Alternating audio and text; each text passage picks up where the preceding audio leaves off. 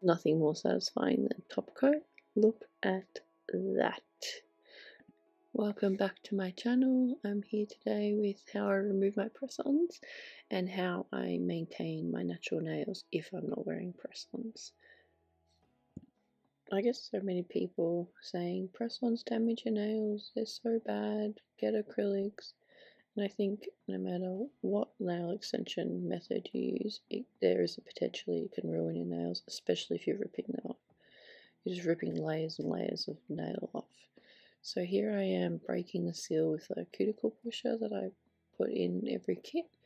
Just very gently kind of just open the glue up a little bit at the back just to make sure that the water can penetrate in.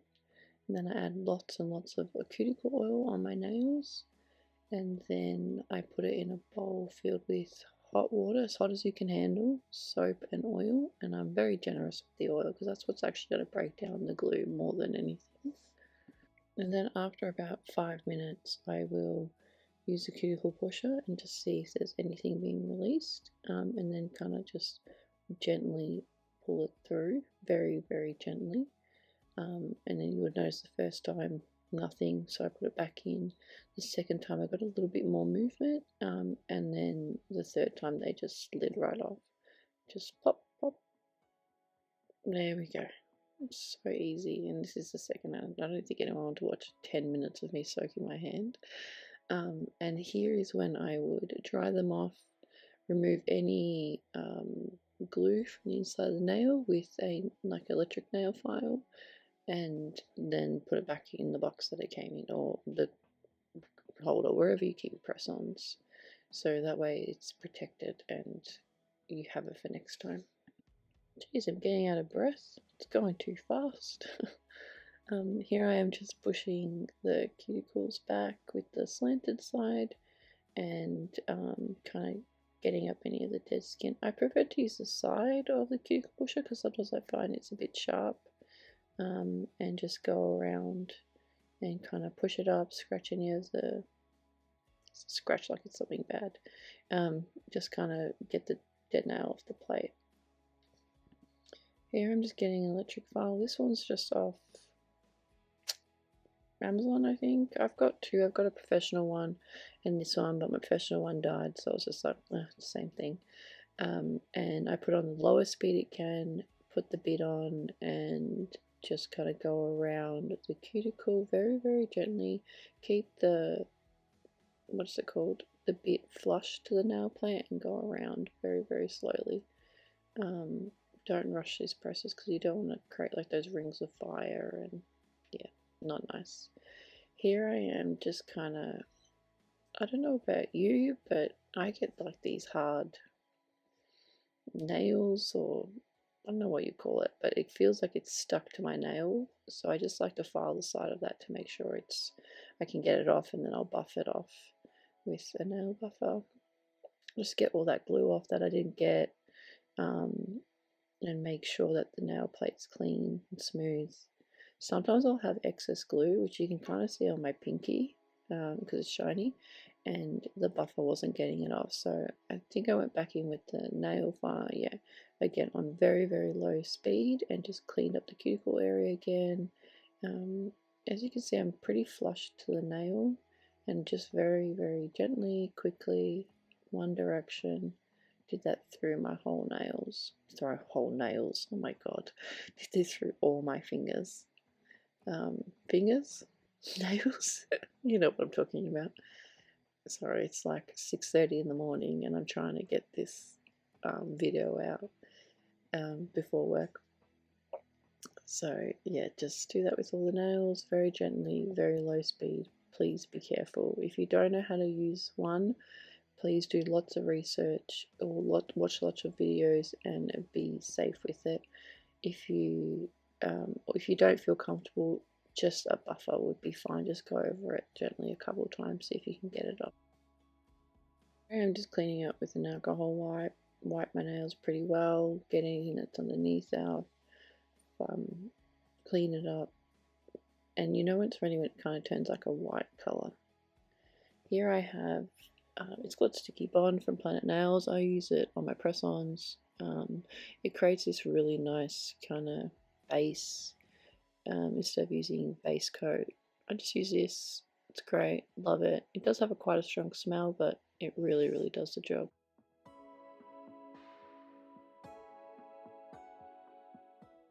So when I do my natural nails, I will always add a builder gel, which is what I'm doing here. So I will add a thin coat of builder gel, cure it, and then come in with a bigger bead of builder gel, just to give my nails some strength. I do have very thin, brittle nails, generally speaking. It's pretty bad, my nails, and I bite them so bad. So if you see ridges on my nails, they are not from the press-ons, like that thumb. That is from biting my nails and ripping the nail off. That's what that is. It's so bad, don't do it. Please find a way to stop biting your nails. My chosen method is always press-ons because I don't bite them. I don't know why. Maybe it's a mental thing, but I just don't bite them at all. So yes, and here I am going with builder gel. I had to change builder gels because my mum was running out, a bit scraping the barrel. So yes, and then I just turn my hand over just to make sure that it doesn't kind of seep into the sides of my nail. So the sides of my nail, and then it goes all gross and yucky. So here I am going to start with the design. I just chose something very simple, very basic, because at this point I think it was like 10:30 at night, and I was just like, oh, why did I start this late? But anyways, this is like a milky pinky white. It's a really nice color. I think one coat would have been enough, but I added 2 coats just because I wanted a little bit of a stronger color, but a little bit more, a stronger natural color, if that makes any sense.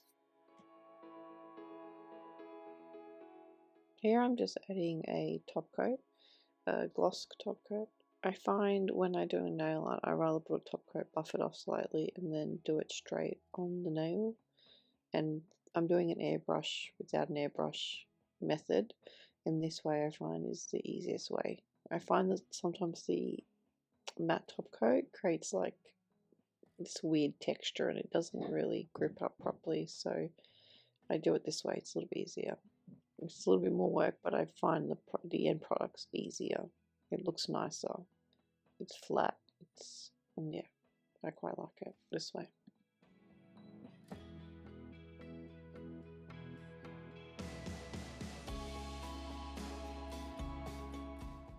And another thing I find when I buff it off, if the surface was slightly uneven, this will kind of smooth it out a little bit and kind of make a better surface to work on. After I did the top coat, I wasn't happy with my cuticle area, so I just went over with a nail file quickly, just kind of crisp up the edges, then buff it, and then dust it off to make sure I had the kind of smoothest application I can get. When it comes to doing my own nails, I am a beginner. I can do gel-X and stuff on my nails, but I haven't done it in a very long time. And so I'm trying to, pay attention to cuticle area, pay attention that I don't flood everything, and kind of go at a slower pace instead of rushing through it. I think what's helped me to make my cuticle area as good as it can be with just beginning is kind of flash curing it in between each nail, so then the gel doesn't have time to kind of seep where it goes. I find that's the easiest way. So if you're struggling, maybe try that and see how that goes. Here I am just doing the airbrush effect without an airbrush. So I'll grab a really fluffy brush. I will kind of build up the intensity I like as much as I can with the fluffy brush.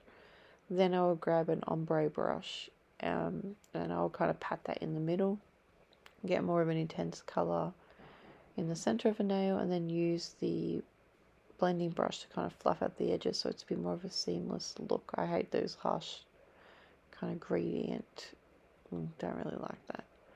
And then here I am adding a base coat on top of that just to protect it, that when I go in with the nail art layer I don't take off the, what's it called, take off the kind of eyeshadow that I'm using for the airbrush look.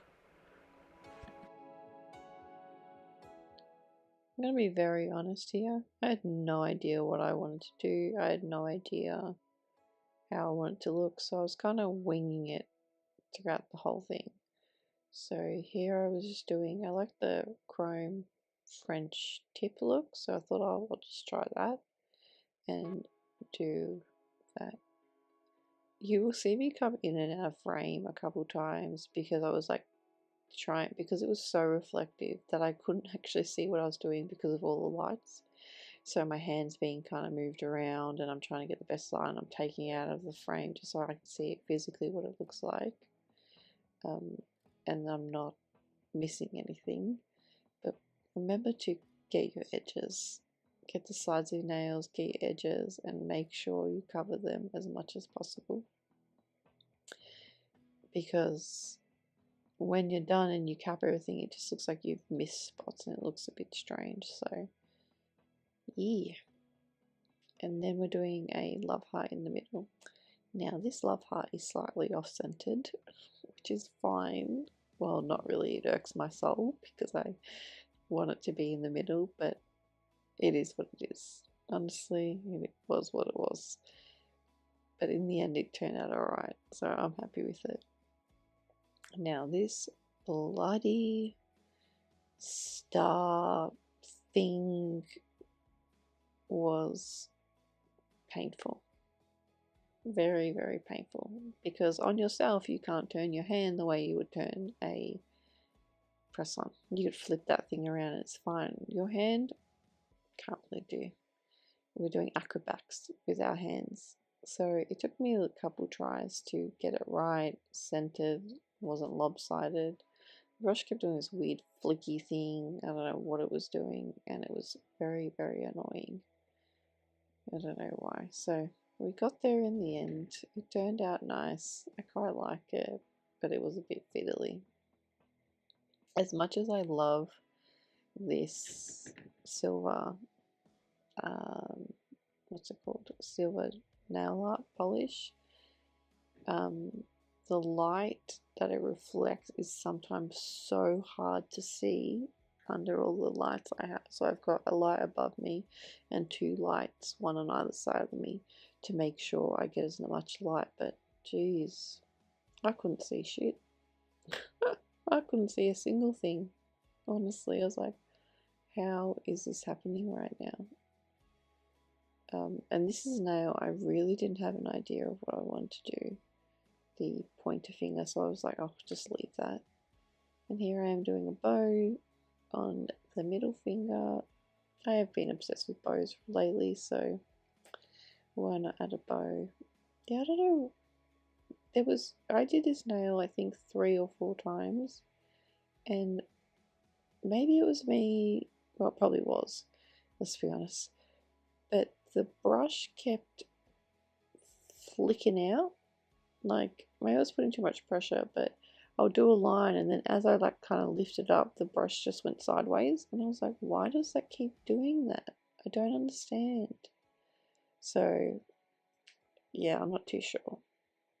And it's a Nails by Dev brush, which I usually use all the time, and I love the brush, but that day, maybe because it got really late and I was like not having any of it and I was getting a bit annoyed, so that's probably why. I ended up settling on this design. Look, it's not my favorite nail, but by this point, I think it was almost 12 o'clock and I was tired and I still had to top coat it, and yeah, I was done.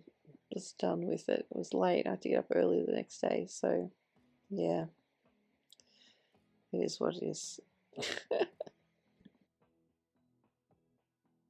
Now time for my favorite part. This is my favorite. I don't know what happened. I got some silver in it. This is my favorite top coat. It's the Planet Nails Super Gloss. I think I'll add it in below. And it is so shiny, and it stays so shiny for like 2 weeks, 3 weeks, however long I have my nails on, and it will stay glossy as fuck. So nice. So if you can, get on it. It's the best top coat ever. And make sure you seal the edges, because I find when I don't do that, especially with something like the metallic, it will just flake and peel off. So definitely make sure you cap those edges. And I think I've had these on for about a week and a half now. I have quite a bit of growth, and I've picked one of the fingers off. You know, anxiousness. And I always wipe them down with alcohol once I'm done. And this is a finished product. This is my natural nails after 2 weeks of wearing press-ons. You know. But thank you for watching. Don't forget to like and subscribe. Have a good day.